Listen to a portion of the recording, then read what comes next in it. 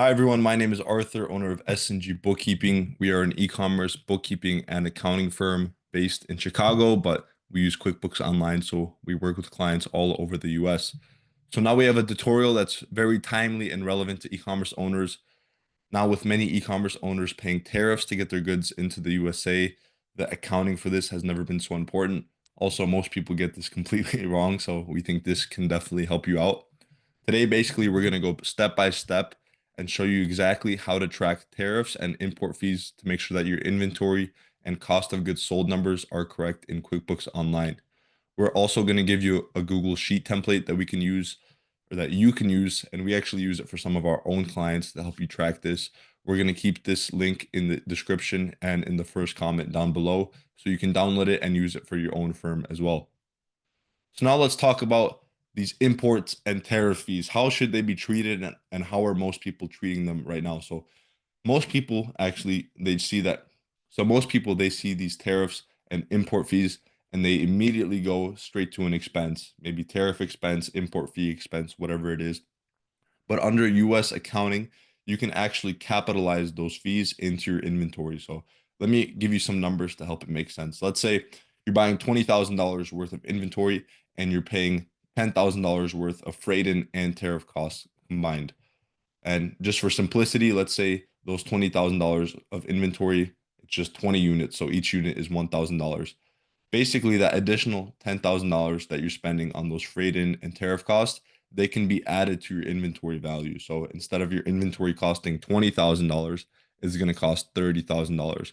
And that does impact your cost of goods sold because if we still have those 20 units before, if we only marked it as $20,000 worth of inventory, each unit would be $1,000. So just 20,000 divided by 20.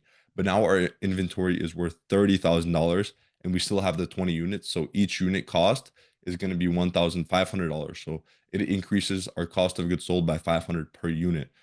So let me actually show you how you can capitalize this in QuickBooks Online. Start off, we have our sample company here in QuickBooks, Craig's Design and Landscaping Services. So there's two main ways that you can actually, if you already made the mistake of categorizing it as some sort of expense or fee, make the change to inventory to capitalize it. So number one, you could actually just go to any bills that you have where you know you already marked that expense. And let's see, Norton, lumber, and building. So we have a bill right here. I just made this one for an example. But let's say we bought some products for a total of $80 and 125. But we also paid a tariff fee of $500. So pretty crazy tariff fee. Since we're only, what is this, $205, we're paying $500 worth of tariff, but this is just an example. So if we incorrectly marked it as a tariff fee, all we have to do is mark that as an inventory asset. And then you could save and close. Or what I like to do as well is just make a journal entry to increase our inventory asset and then decrease our tariff fee. So we're going to take that $500, add it to inventory, and save. So a debit increases our inventory, a credit decreases our tariff fee, which is exactly what we want. That sheet I was talking about previously and show you how you can keep track of this inside of QuickBooks Online. So this is a pretty simple sheet that we made, but it works. It gets the job done. That's all you need. And you could basically, if you want to download it for yourself, put in whatever SKU numbers you're going to be using for your own products. But obviously, these are just sample numbers, sample SKUs. So let's say we bought 100 of SKU1 at $10, 200 at 20 per unit, and then 300 of SKU3 at 15 per unit. That gives us a total SKU and inventory cost of $9,500. And what we want to do is find the unit percentage of total cost. So we just take this cost per unit. So we have $10. One of these SKU1 units makes up 0.11% of the total inventory cost. And we want this number because tariff costs are typically based as a percentage of the value of the inventory that you're importing. So if this SKU1 has a total unit percentage cost of 0.11, yeah, so if this total SKU unit cost has a unit percentage of total cost of 0.11% compared to the total inventory cost, it should have that same percentage. We should allocate that same percentage to the tariff cost, meaning we take that 1.11% and multiply it by that tariff cost. So we have column G right here. That's exactly what we did. We just took 0.11 times 10,000. Now, we did the same with the freight cost. Typically, freight is based on the weight of the inventory that you're importing, but just to keep it simple, we don't want to overcomplicate it. We're going to keep it based on the total unit cost of the total inventory cost. But just for simplicity, we're going to keep it based on the unit percentage of total cost rather than weighing out each piece of inventory and then comparing that to the total weight of the inventory that you're importing. You could do that, but just for simplicity, we're going to keep it based on cost. So that's exactly what we did for freight cost as well. If we know that one of these units makes up 0.11% of our total inventory cost, 0.11% of that freight cost should be allocated to it as well. So that's what we have right here. 0.11 times $5,000. So you want to find this number and then multiply it by both the freight cost and the tariff cost. And now we know that the original cost is $10, but we also added $5.26 in order to get the correct portion of the freight, and then 10.55. So pretty expensive freight in and tariff costs, but that's kind of realistic. That's what you can expect now, with at least under the current tariff rules. And then that gives us an additional COGS of $15.79 just for the tariff and import fees.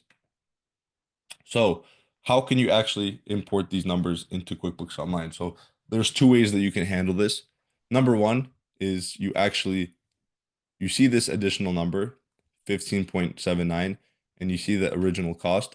That would give you a total cost of $25.79. That's just adding these two up. So what you can do is make a new item in QuickBooks Online, new product or service. So if we go to QuickBooks and just click on products and services, you can make a new item right here, inventory item, with that updated cost of $25.79. And then obviously you would have to enter all of the other information. But the issue is you would have to do that for literally every single item that you have inside of QuickBooks Online. And then in addition to that, if the percentages of freight in costs or the tariff cost ever change in the future, which they most likely will, you're going to have to re-update every single item with the new updated cost. So that's very tedious. If you have a small amount of products, that's a possibility for you. But you would also have to make separate SKU numbers for each product so that QuickBooks knows and that you know as well when you run out of your old products without those tariff costs and start moving on to your new products with these additional tariff costs that you allocated to them. So personally, I don't recommend that. What I recommend is making a journal entry every single month. So what you can do is, obviously this requires that you're tracking your inventory very well, and you have to know that QuickBooks Online uses FIFO, meaning the first inventory items that you purchase, so the oldest inventory items will be the first ones to leave. So for example, if originally you didn't have to pay, most likely you would have to pay freight in cost, but not tariff cost. Let's just keep it simple at 10. The first, let's say you bought 100 units at 10. Once those 100 units are sold, then QuickBooks will start recognizing that updated cost of goods sold. So let's say you bought 100 at 10 and then another 100 at 25.79, which is our updated cost. Once those first 100 are sold, you would have a cost of goods sold based on this cost of 10. And then every item after that 100 would have the updated cost of goods sold of $25.79. So knowing that, you have to keep really good track of your inventory and know when your old inventory is gone. So that requires you to have a obviously good understanding of how much inventory you have and keep a good eye on how much you're selling. So once you know that you run out of that old inventory, you could start calculating the units sold of your newer inventory with your updated tariff and freighting costs. And basically, let's say for the month of April, we sold 52 units of our updated cost. And we know that $15.79 times 52 equals $821.05, meaning that our cost of goods sold should be $821 higher if we didn't make that change by making new items for every single cost. If we just kept those old costs, we would just make a journal entry by going to plus new at the end of the month, journal entry, and we could enter it at 430. Cost of goods sold, and then inventory, 821.05, 821.05, and then save. So that increases your cost of goods sold and decreases your inventory, which is exactly what we wanted.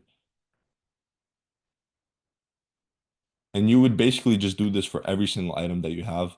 Obviously, this can be pretty tedious if you have a lot of SKUs that you need to track, but you can just type them in and then drag this formula down since we have formulas on here to help you calculate all of these allocated freight and tariff costs, additional COGS per unit, and so on, additional COGS entry needed.